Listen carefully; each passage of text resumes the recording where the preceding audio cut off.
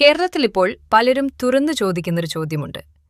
കോൺഗ്രസ് കേരളത്തിൽ ശരിക്കും കോൺഗ്രസ് ആണോ തീരുമാനമെടുക്കുന്നത്, അതോ മുസ്ലിം ലീഗിന്റെ സ്വാധീനം വളരെ ശക്തമായി കഴിഞ്ഞോ? വി.ഡി. സതീശൻ മുഖ്യമന്ത്രിയായി വരുമെന്ന ചർച്ചകൾ ശക്തമായതോടെ ഈ ചോദ്യം വീണ്ടും ഉയരുകയാണ്. പലരുടെ അഭിപ്രായത്തിൽ ഇന്നത്തെ യു.ഡി.എഫ് രാഷ്ട്രീയം നോക്കുമ്പോൾ മുസ്ലിം ലീഗിനെ അവഗണിച്ച് ഒരു വലിയ തീരുമാനവുമെടുക്കാൻ കഴിയാത്ത സാഹചര്യമാണെന്ന് തോന്നുന്നു. സീറ്റ് വിഭജനമായാലും പ്രധാന രാഷ്ട്രീയ നിലപാടുകളായാലും മുന്നണിയിലെ ശക്തി സമവാക്യങ്ങളായാലും ലീഗിന്റെ അഭിപ്രായം വളരെ നിർണായകമാണെന്ന് വിമർശകർ പറയുന്നുണ്ട്. ഇത് കേൾക്കുമ്പോൾ ചിലർ പറയും, അത് മുന്നണി രാഷ്ട്രീയത്തിന്റെ ഭാഗമല്ലേ? ശരി, അതൊരു വാദമാണ്.